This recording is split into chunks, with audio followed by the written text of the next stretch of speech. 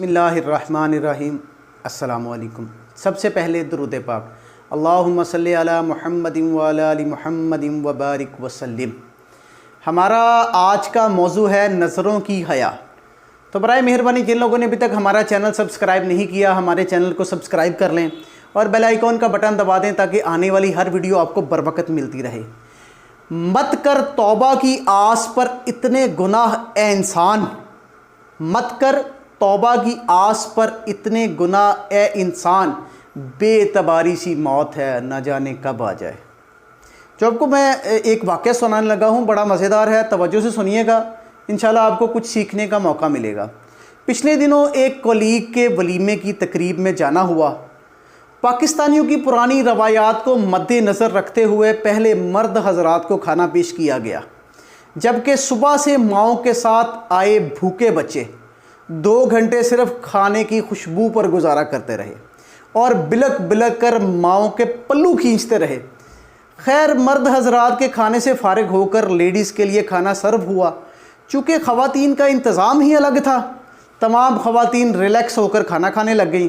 कुछ ख़वातीन जो बड़ी चादर या अबाया में थी, इनको भी खाने के दौरान नकाब हटाना ही थे। सो इत्मीनान से हर मेज़ पर खाना खाया जा रहा था कि इसी दौरान दांतों में खिलाल करते, बड़ी बड़ी मूछें साफ़ करते हुए 15-20 मर्द हज़रात आदम के, क्योंकि वो खाना खा चुके थे इसलिए हस्बे आदत ख़वातीन के सर पर सवार होना बनता था। कोई किसी की टेबल पर पहुंच गया, कोई किसी की टेबल पर पहुंच गया। किसी मेज़ पर किसी की ज़ौजा बैठी थी और किसी मेज़ पर उनकी खाला और किसी पर उनकी मामी और किसी पर उनके दीगर रिश्तेदार। लेकिन किसी को ये ख्याल नहीं था कि इन मेज़ों पर चंद नामहरम ख़वातीन भी बैठी हैं जिसका इनसे कोई ताल्लुक़ नहीं था।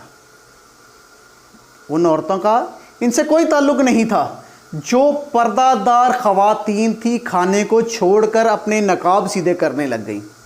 जो सजी संवरी ख़वातीन थोड़ी सी मॉडर्न थी ना, उन्होंने भी अपने दुपट्टे संभालते हुए मुंह बनाने शुरू कर दिए। हर मेज़ पर 1 या 2 मुअज़्ज़ज़ हज़रात पहुंच चुके थे और कुछ ख़वातीन ने उनको देखकर खाने से हाथ खींच लिया था और कुछ को मर्द हज़रात खींचते हुए ले गए कि आओ घर चलें, इतनी देर हो गई है, इतना खाना ज़रूरी नहीं है, चलो खाना खाएं। कि बीवियों का वो खाना खाना इतना इत्मीनान से ज़रूरी समझते नहीं। अब सवाल ये है कि जब अलग इंतज़ाम है तो ख़वातीन की तरफ जाने का मकसद क्या है?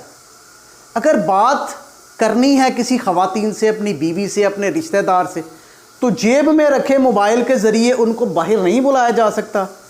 इनको अगर आपको इनकी बहुत याद सता रही है तो इनको बाहर बुलाएं, बुलाकर चाहे उनसे घंटों बात करें। उनकी मेज़ों पर अलग इंतज़ाम में जाने की क्या ज़रूरत है? बात खाने की नहीं है। लेकिन जिन ख़वातीन की बेपर्दगी होती है, इसका मदावा है किसी के पास? इनकी ज़हनी अज़ियत का अदराक कर सकते हैं आप? एक नामहरम नज़र इनके लिए किसी बर्छी से कम नहीं होती। हाँ, जहाँ मखलूत इंतज़ाम हो वहाँ तो ये सब नॉर्मल है। जहाँ मर्द और औरत का अलग अलग इंतज़ाम है तो वहाँ मर्दों का आना क्या मानी रखता है? अगर आप मर्द हैं तो आइंदा इस रवश को अपनाने से बाज रहें, और ख़ातून हैं तो अपनी फैमिली के मर्दों को ये बात समझाएं कि दूसरी ख़वातीन का ख्याल रखते हुए वो लेडीज़ के हॉल में मत घुसा करें।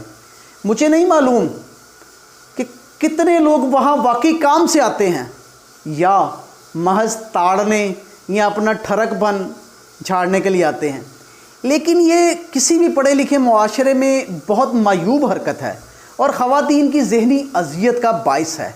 सोचिए, हमें इस्लाम इखलाकियात और दूसरों की तकलीफ़ समझने का दर्स देता है और हया ईमान का हिस्सा है जो मर्दों औरत दोनों के लिए यकसा है।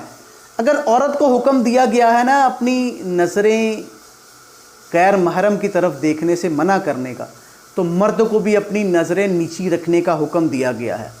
उम्मीद है आप सब लोग हमारा नज़रिया समझ चुके होंगे। तो कोशिश करें कि आइंदा जब किसी तकरीब में जाएं तो इन बातों का ख्याल करें और अपनी माँओं बहनों की तरह दूसरों की माँओं बहनों की भी इज़्ज़त करना सीखें। अल्लाह पाक आपका और हमारा हामी व नासिर हो। आमीन। जज़ाकल्लाह।